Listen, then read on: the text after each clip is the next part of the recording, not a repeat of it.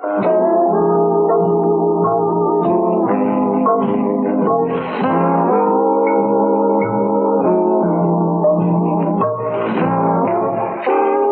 cuento. Digo, te cuento entre mis amistades esta noche a ti. Te prestas tu oído a Doña Radio, contante y sonante.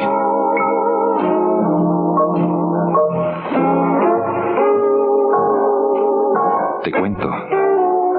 Digo, te cuento de ti, de mí, de nos, de vos, de viva voz, y de tantas cosas que podemos hablar, tú y yo, esta noche. Te cuento.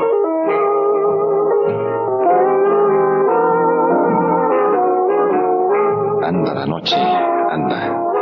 Y anda el tiempo. Enero ya se fue. ¿A qué te supo enero? Rápido. Aburrido. Y es ahí a donde voy en primer término. Rápido, dicen los que saben de radio, se debe pasar un buen programa, tan sin sentir. Una larga o corta hora no la debe sentir. Los conocedores de radio dicen eso. Y si se te va haciendo larga la hora, es señal de que la cosa no marcha bien. Y todo porque me dijeron, oílo bien, me dijeron aburrido. Eso es aburrido. Y no voy a ensayar ninguna defensa personal a distancia, o a la breve distancia de la radio. Nada. Simplemente quiero preguntarte una cosa. ¿Sueno aburrido? ¿Sueno aburrado? Lo que son las palabras. Muchas veces hemos enfilado por ese rumbo de lo que son las palabras y que nosotros no sabemos. ¿Por qué? Porque no tenemos tiempo. Andamos tan atareados todo el día, andamos tan corriendo. Tan corriente que es el tiempo, te repito, ya se fue enero. No tenemos tiempo de averiguar lo que las palabras son. Estoy seguro que has oído hablar de los cuentos de caballería, o de uno particularmente. Un largo cuento, un largo historión de un caballero andante, un novelón, escrito hace tanto tiempo, fíjate, allá en la frontera entre el siglo XVI y el siglo XVII, y todavía se sigue vendiendo ese novelón a pesar de que tiene un nombre horrible. Sí, los expertos en mercadotecnia dirían hoy en día que sería impensable vender un libro con ese nombre. El ingenioso hidalgo Don Quijote de la Mancha. Casi estoy seguro que nunca te has tomado la molestia de leer el Quijote. Además, te va a sonar un poco raro que te lo diga. No es un libro para leerse, sino para tomarse a pequeñas dosis. Es un libro de entretiempo y entretenimiento. Y tan que sigue diciendo algo. ¿Qué libro? Y en esos términos tan abrumadoramente prosaicos. En esos, dicen los especialistas, palabras tan difíciles que usan ellos, con esos parámetros sigloventescos. Si el libro se sigue vendiendo, es señal de que es bueno. El autor ya no recibe regalías. Y es un libro que se vende, insisto, misteriosamente a pesar de que muy pocos lo leen. El Quijote, al que tantas veces te haré referencia, y tantas veces te recomendaré así con su salvedad, no es para leerse, sino es para degustarse a pequeñas dosis. La historia, a pesar de que no la has leído, estoy partiendo de esa hipótesis, te la sabes. ¿Por qué? Porque se da el efecto de rebote, uno le cuenta a otro, otro le transmite la información, y ahí nos vamos todos viviendo de informaciones prestadas. También en la literatura se da eso. Un caballero andante que tiene un escudero. El pobre caballero andante es un chiflado que vive desfaciendo en tuertos. Hasta ahí saldremos de acuerdo. Vuelvo a lo que te estaba diciendo. ¿Soy aburrido o aburrado? Todo porque el caballero andante tiene le podemos llamar así, un compinche de aventuras, un socio, un escudero, que le acompaña en sus aventuras interminables, el inolvidable Sancho Panza. Mientras el caballero monta, esto es, a caballo, en un rocín, rocinante, su escudero monta en un precioso o desmadejado asno, burro. ¿Y esto a qué viene? Me dirás. Pues a un hecho que también es innegable. Durante siglos el caballo fue la herramienta, la maquinaria, llámale como quieras, el compañero, el hacedor del transporte más o menos colectivo, más o menos individual. Caballos y caballeros.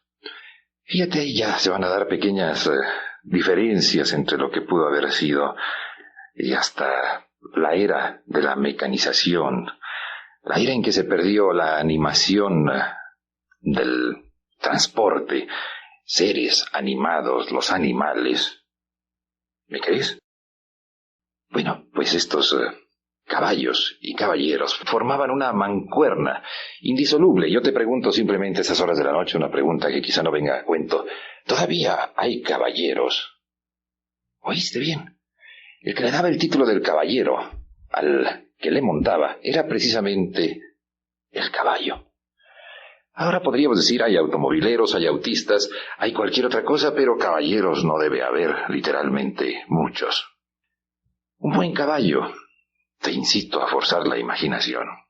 Un buen caballo recorría unas pocas leguas a lo largo del día. Algún día te traduciré estos términos que te suenan arcaicos, pero estoy seguro también que has oído una canción que hace referencia al hermoso caballo que tenía Francisco Villa y que se llamaba precisamente así, el 7 leguas, porque era capaz un buen caballo de devorar 7 leguas de camino difícil en un día. ¿A cuánto equivale? No creas que a gran cosa. No creas que a una enormidad traducido en kilometraje actual, contante, sonante. Pero un caballo tenía el trote mucho más, lo tienen todavía, el trote mucho más amplio que un burro. ¿Vas entendiendo algo? Imagínate lo que era caminar, andar los caminos a lomo de burro. A diferencia del caballo que se desplazaba con una gallardía, con un garbo mucho más majestuoso que el que podría tener un humilde burro. Bueno, pues eso era precisamente el ser aburrido, aburrado. El caminar despacio, lo aburradamente aburrido que era el andar los caminos al lomo de pollino. Esas nobles bestias que tanto bien hicieron cuando llegaron a estas tierras americanas. No voy a entrar en la polémica esa tan del año anterior, hay que olvidarnos ya de lo que pasó el año anterior, que cuánto bien y cuánto mal ocurrió en el encuentro o en el descubrimiento, fíjate, lo voy a decir así, cuando la tierra descubrió su rotundez, desnudó su redondez geográfica. Yo no voy a entrar en esa polémica, simplemente quiero decirte que llegaron de otras tierras burros y caballos que agilizaron el transporte en estas tierras hoy llamadas México. Yo no sé por qué no se ha hecho un monumento al burro. Sí, tal cual. Al burro que durante 3 largos siglos o breves siglos, se va tan rápido el tiempo, te digo, ya enero se evaporó. Durante siglos hicieron posible quitar de las espaldas humanas el transporte, la carga, que era lo que se acostumbraba antes de que llegaran los burros y caballos. Y esa cruza ingeniosísima genética, esa obra de ingeniería genética que no tiene nada de artificial, que se llama la mula, y el macho, que es una cruza de caballo y de burro, que tiene el trote del caballo, pero los cascos del burro, lo cual le da una flexibilidad, le daba una flexibilidad a estas bestias de carga, llamadas mulas y machos, que son genéticamente estériles, pero no vamos a enfocar tampoco sobre ese aspecto de la conversación, sino déjame repetir mi insistencia en que hace falta un monumento al burro en estas tierras mexicanas. ¿Por qué? Porque agilizó el transporte. De nuevo, y no es nada difícil a estas horas de la noche, tienes que forzar la imaginación para imaginar que durante siglos por los caminos reales, que no eran hombres hoteleros, sino eran caminos, que tenían la venia real, ahora se llaman autopistas federales porque tienen la autorización de la federación y son el equivalente. Por los caminos reales iban grandes fletes, que así se llamaban, grandes atajos de burros, llevando y trayendo mercaderías a lo largo y ancho del país. Los burros y los arrieros. Nomás para que te sitúes. En 1888 llegó el ferrocarril a Guadalajara. Fue el comienzo de la transformación mecánica de la transportación. La llegada del ferrocarril.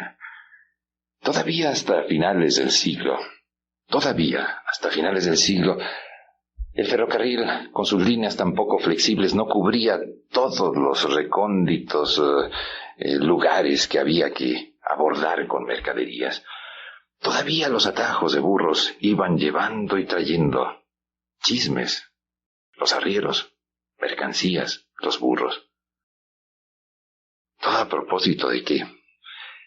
A propósito de que dijeron que yo era aburrido. Mira, tantos años andando en el aire y todavía me cuesta trabajo untarme una buena crítica. Insisto, hasta la semana pasada, y no esa manera de excusa ni mucho menos, hasta la semana pasada y el 4 de enero comienzo a sacar la lengua por esta maravillosa antena de la DECA. Y pocos días después, por esas cosas del destino, pácatelas, caigo espaldas planas como los malos luchadores en la cama del hospital. Qué sé yo, no te voy a molestar contándote enfermedades ajenas muy mías, muy discretamente mías. Y debemos echar mano, mi buen cómplice en este salto verbal, Carlos Gil, y yo, debemos echar mano de un archivo vocalizador que tenemos por allí y llenar de cualquiera forma el tiempo de la noche para tratar de esto tan simple, de alcanzar tu oído. Y aquello no resultó tan estupendamente bueno como el estar ahora tú y yo aquí. Y eso fue un simple no permanecer en silencio, porque el silencio, dicen los que saben, no viaja bien por radio. Y pácatelas que me dicen eso y que me punza. Aburrido yo. Aburrado. ¿Me crees? Yo acepto todo tipo de sugerencias. Por favor, escríbeme. Apartado postal 31-24 y el compromiso. Apartado postal, insisto, 31-24, sucursal La Calma, Guadalajara. Y el compromiso está en el aire. Yo te respondo. Tu carta. En forma breve, pero yo te respondo de puño y letra. Tu carta. Sugiéreme, corrígeme, porque sin ti esto no tiene ningún sentido. ¿Te imaginas qué aburrido sería para mí estar aquí hablando así, sin saber que tú estás al otro lado de la conversación? Tú y yo, aquí. Y eso es la radio. Aburrido. Si te sueno así. Aburrado, incluso. Como te suene, dímelo. Yo sé aceptar críticas. Ya tengo muchas horas de vuelo como para no saber aceptar tus maravillosas críticas. Oye, ¿te parece bien que hablemos un poco luego de la música? De los meteideas. Nos meten cada idea en la cabeza. A ti no, a mí sí. Hablamos un poco de eso. Venga la música y luego seguimos con el acompañamiento. Te decía, nos meten cada idea en la cabeza. A ti no. ¿Cómo podríamos hacer tú y yo para que no nos metieran cada idea en la cabeza? Imposible. Además sería imposible vivir si no nos metieran cada idea en la cabeza los que se dedican precisamente a eso, a meter ideas en la cabeza. Algún día podríamos platicar tú y yo, largo y tendido. No sé qué tan aburrido sería. Ese es otro asunto.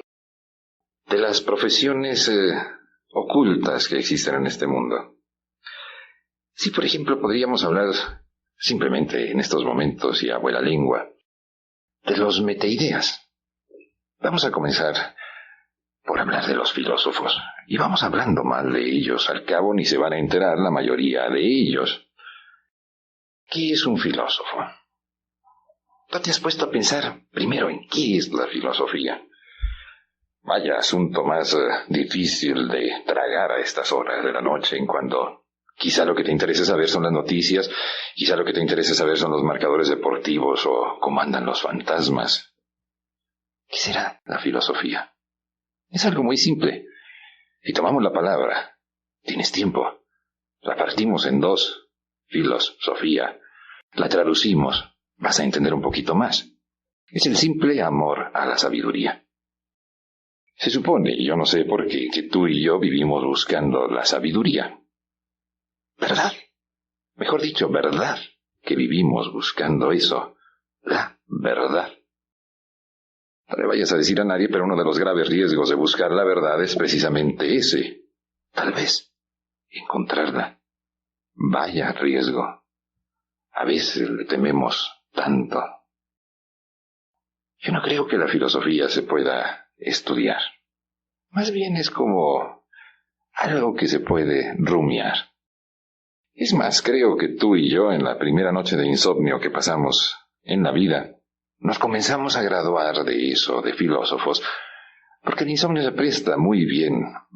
Qué terrible es un mal insomnio. Pero se presta muy bien a pensar qué estamos haciendo aquí. ¿De qué se trata este complicadamente hermoso pasatiempo que se llama en breve la vida? Y empezamos a rumiar los pensamientos del grave problema de nuestra existencia, el que tenemos que hacer en el tiempo, que tenemos que hacer con el tiempo, y en ese momento ya estamos filosofando con más o menos método, mejor dicho, con menos que más método, pero ya estamos mascullando filosofía. No es fácil encontrarse en la vida con un filósofo. Es de esas profesiones vergonzantes, un poco como los poetas. Yo estoy seguro que nunca nadie te ha dado una tarjeta que diga, me llamo fulano de tal y me dedico a la poesía. Profesiones vergonzantes. ¿Te imaginas?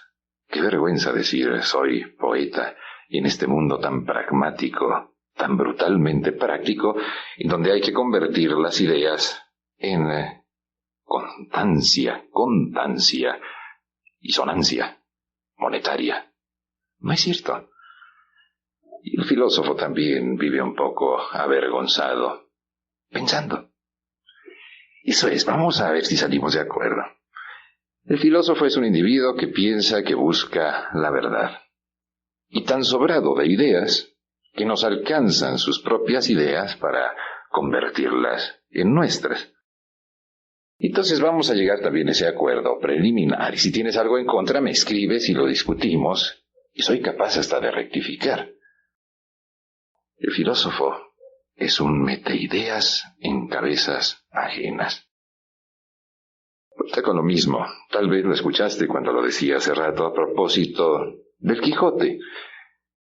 Muy pocas personas han leído el Quijote.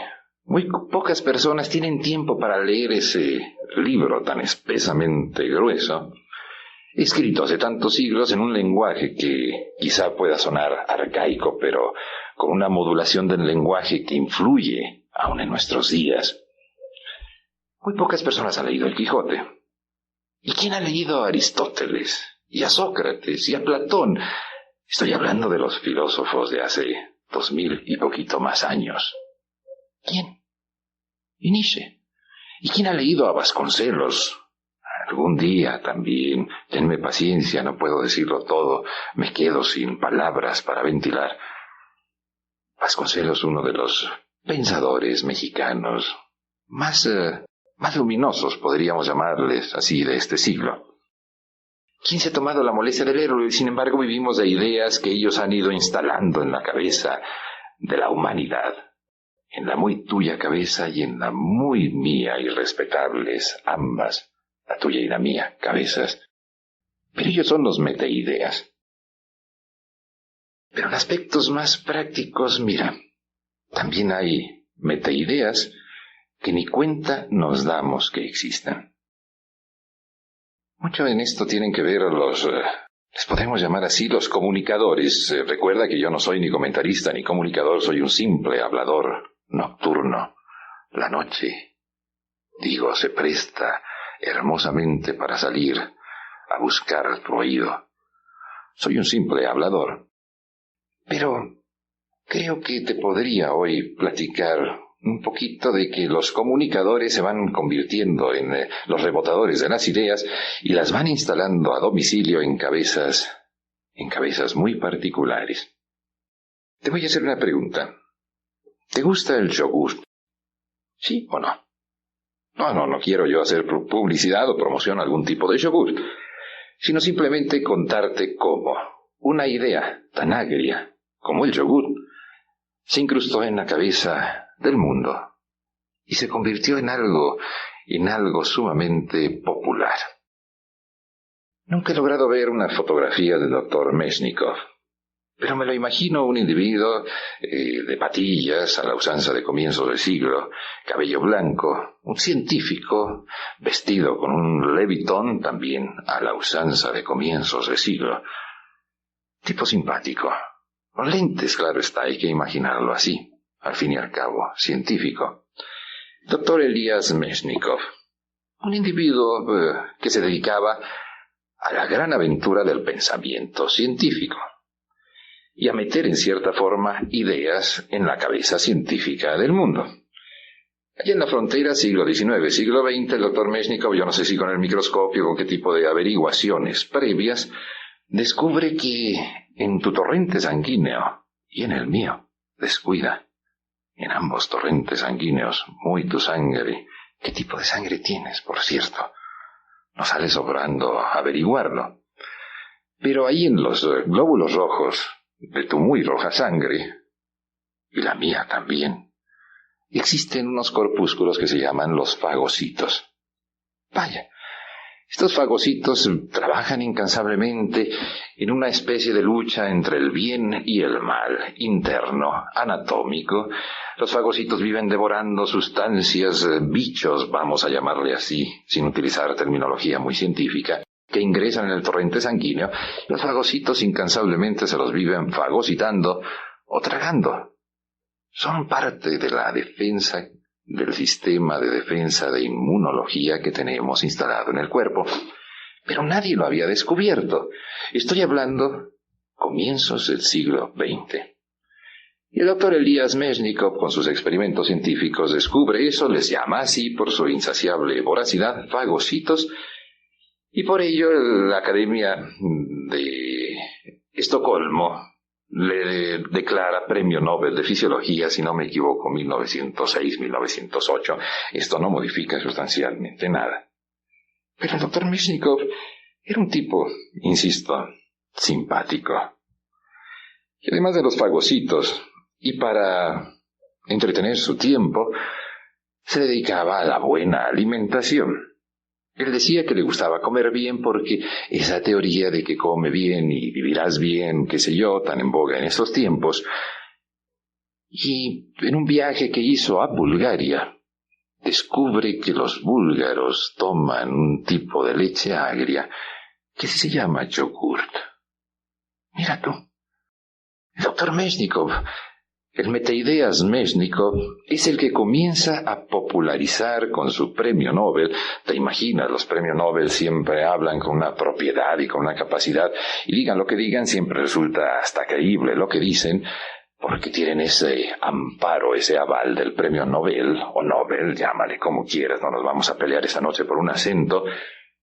Y el doctor Meshnikov es el que comienza a popularizar la leche búlgara.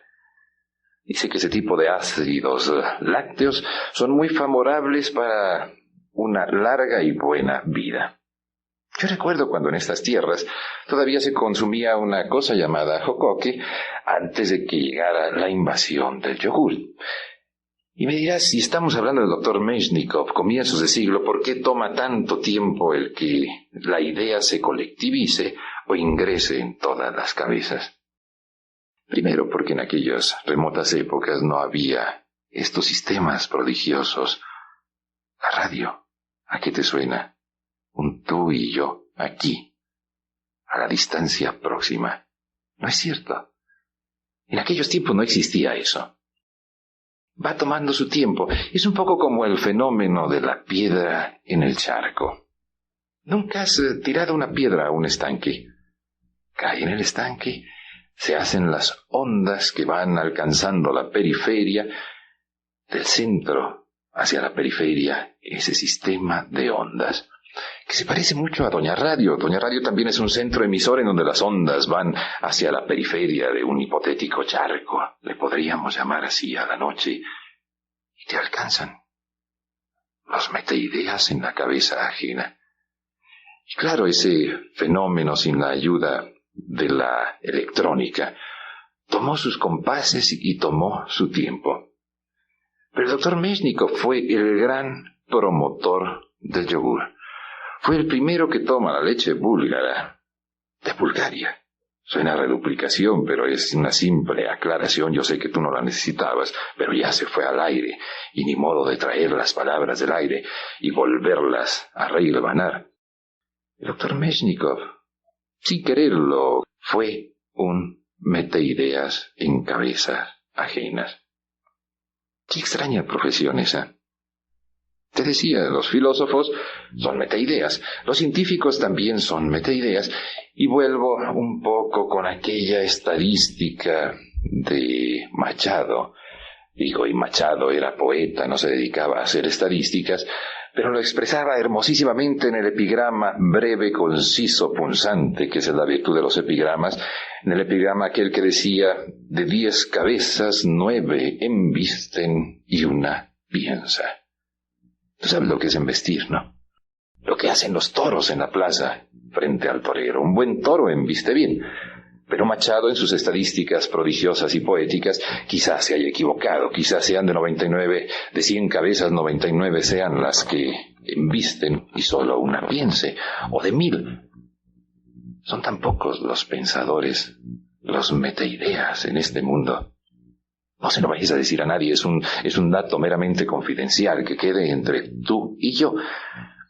Como tú y yo nos tenemos que dedicar a otras cosas a lo largo del día, tenemos que correr atrás del reloj. El tiempo corre. Te decía al comienzo, enero, ¡pap!, se evaporó. Vamos en febrero. Tenemos que correr, no tenemos tiempo para detenernos a pensar.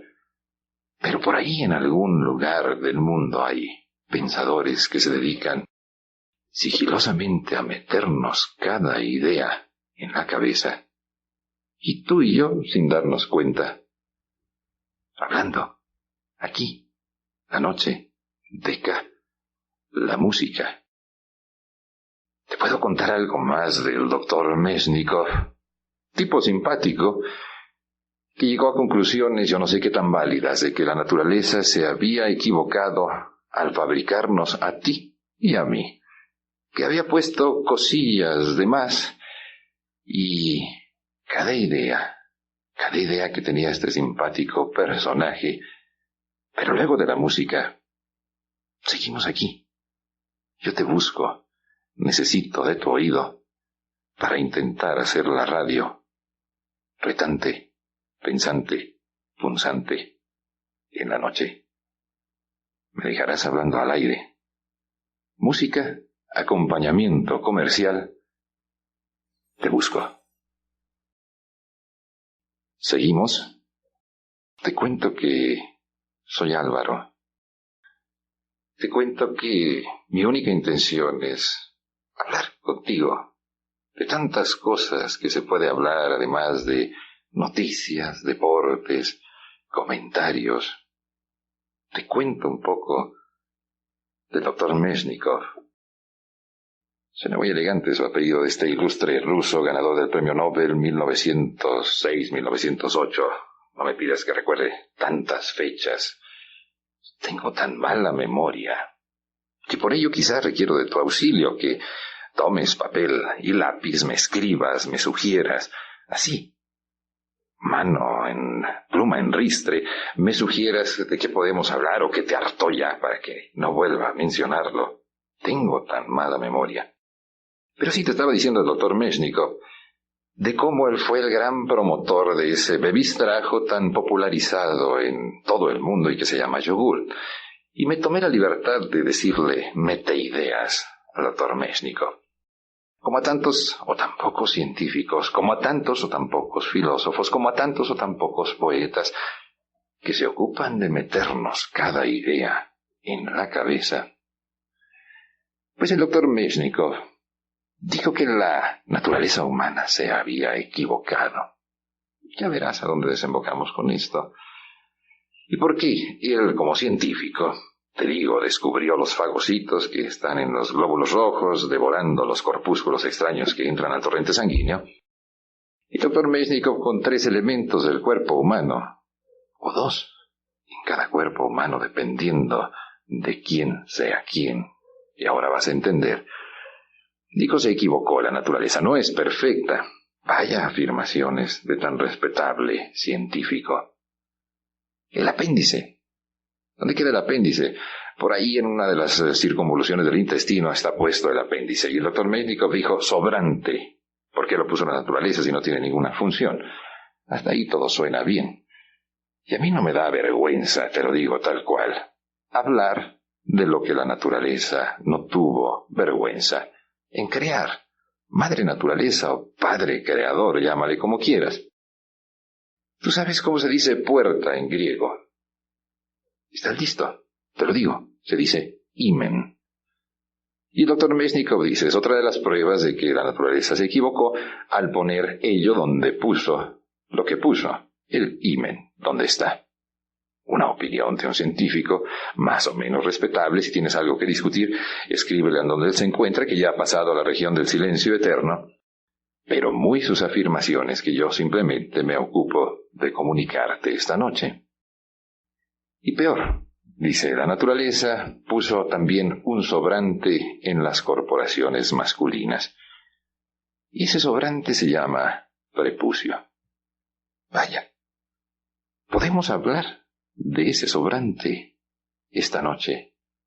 ¿No te molesta que lo haga? Te decía que existe la discreta, hermosa, quizá vergonzante, llámale como quieras, profesión de meteideas en la cabeza. Tenemos que vivir de ideas que otros piensan. Y es en ese momento que llegamos al dogma. No creas que quiero enfrascar ningún tipo de polémica. No es mi intención. Es más, para rehuir la polémica me baso en aquella afirmación de un santón, de un sabio islámico, musulmán, al que le preguntan cuál es la religión verdadera y él responde, la religión verdadera es todas las religiones, porque todas algo y mucho de verdadero tienen. Vete a saber, pero dentro de los procesos religiosos, invariablemente en forma discreta o abierta, se encuentra uno con el dogma, con ideas irrebatibles. Y tú y yo vivimos de dogmas, en el sentido más práctico de la palabra. Ideas irrebatibles, no nos ponemos a discutir cada dogma que nos dicen los meteideas porque no tenemos elementos para discutirlo. Pero a propósito de ese sobrante masculino que decía el doctor Mesnikov, que en los hombres sobra el prepucio, hay una creencia dogmática en una particular religión que yo creo que la podemos abordar con toda seriedad y con todo respeto. Mira, en el primero de los libros, le llamo así con todo respeto también, hipotéticamente sagrado, el Génesis, en el capítulo 17 hay un párrafo que dice, más o menos lo cito de memoria, dice, este es mi pacto que he hecho con ustedes. Deberás circuncidar a todos los varones, claro está, y a todos tus descendientes varones. Es una ordenanza que está ahí escrita, no la he dicho en forma exacta, tengo muy mala memoria, pero sí sé que está en el Génesis, en el capítulo 17. Entonces la religión judía tiene un rito de iniciación dogmático basado en esa expresión del Génesis, un rito que es sorprendente y doloroso. Se llama el Brit Milá. Brit Milá, en donde el Moshe, el rabino con conocimientos de cirujano, circuncida al recién nacido.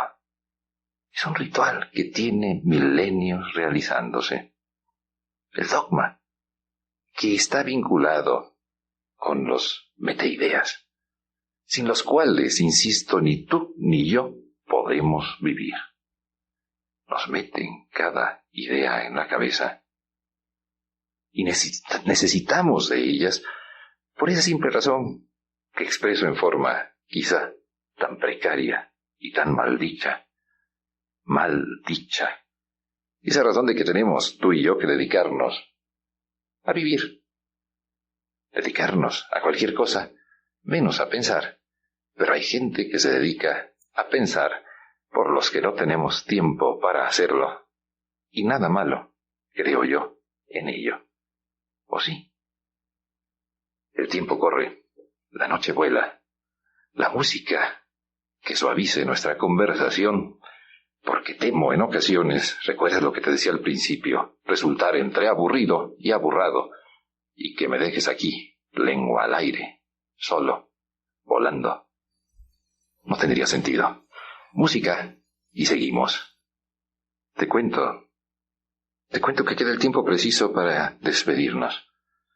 Para que yo te sugiera que tenemos una vía de comunicación un poco difícil.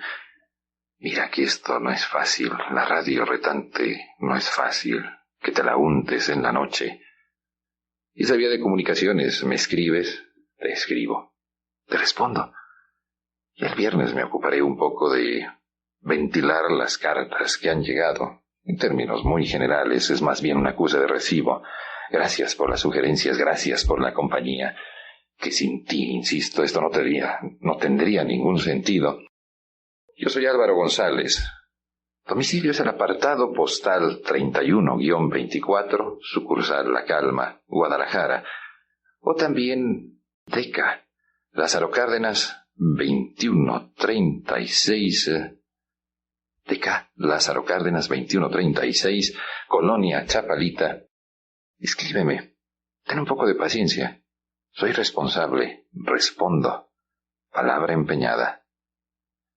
Soy Álvaro González, con toda mi gratitud por tu compañía esta noche. Cualquier crítica, bienvenida. Cualquier sugerencia, también. Mañana seguimos la conversa. ¿Te parece?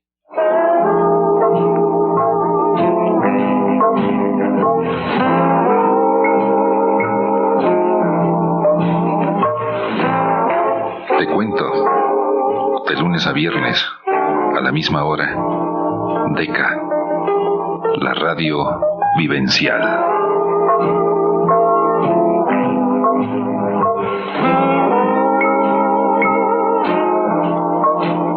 Te cuento, soy Álvaro González, mañana te busco.